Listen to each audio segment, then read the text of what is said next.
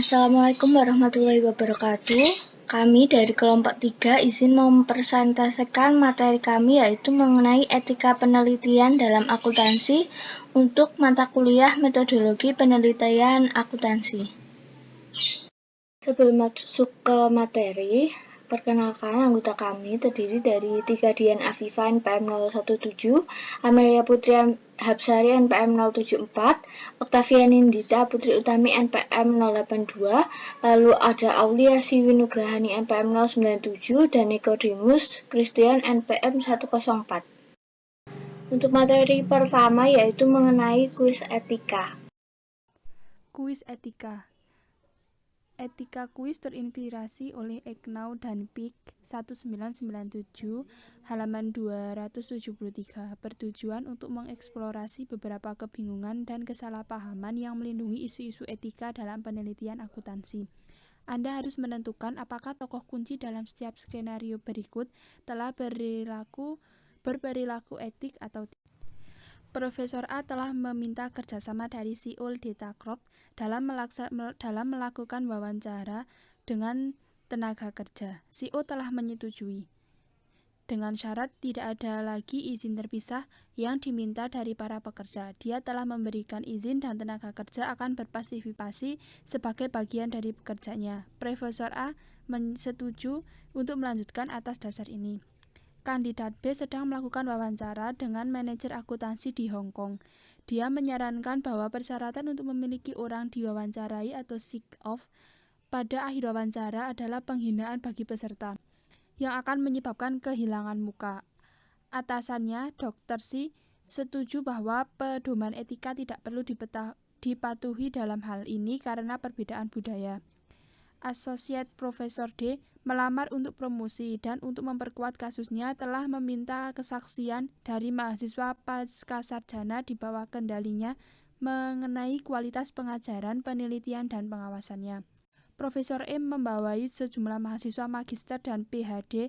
Kontak biasanya melibatkan diskusi sebelum dimulainya studi atau biasanya tidak lebih dari 5 jam total. Beberapa diskusi mengenai analisis hasil dan peninjauan 1 atau 2 draft tesis. Profesor E bersikeras pada publikasi bersama dari setiap makalah penelitian di mana ia selalu menjadi penulis pertama.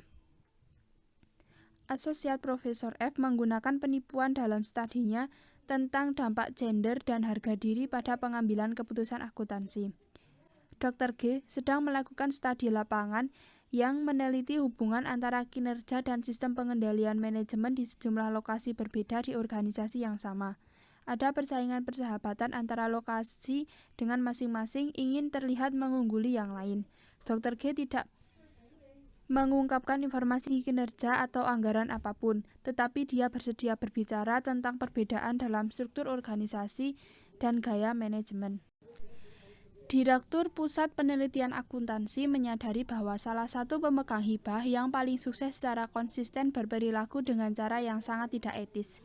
Meskipun peringatan berulang kali tentang pelanggaran standar etika, perilaku rekan kerja tetap ada. Direktur memutuskan untuk tidak mengambil tindakan lebih lanjut. Persyaratan untuk kursus akuntansi berbasis komputer Dr. H adalah partisipasi dalam eksperimen pilihan ganda yang diperluas. Sengatan listrik ringan harus diberikan pada jari-jari siswa yang melakukan kesalahan, dengan keyakinan bahwa itu meningkatkan kinerja mereka selanjutnya. Saat mempelajari sifat eksperimen, seorang siswa berusaha untuk mundur, tetapi protesnya ditepis oleh Dr. H, yang bersikeras bahwa partisipasi adalah persyaratan kursus. Profesor J memimpin tim peneliti yang meneliti prestasi, motivasi, kreativitas, kepribadian, dan angka siswa kelas 10 sekolah untuk menentukan kesusahan mereka untuk mendaftar di program sarjana akuntansi. Kepala sekolah dari beberapa sekolah telah meminta salinan semua nilai ujian untuk setiap siswa mereka dengan menyebutkan namanya. Dr. K telah menerbitkan hasil penelitian besar yang meneliti respon analisis investasi terhadap perubahan tingkat pengungkapan informasi akuntansi. Dia kemudian menerima permintaan dari Bursa Efek untuk mengakses datanya sehingga mereka dapat menganalisis kembali data yang menginformasi kesimpulannya. Dr. K menolak permintaan tersebut dengan alasan bahwa komputer crash telah menyebabkan hilangnya beberapa dataset. Di dalam set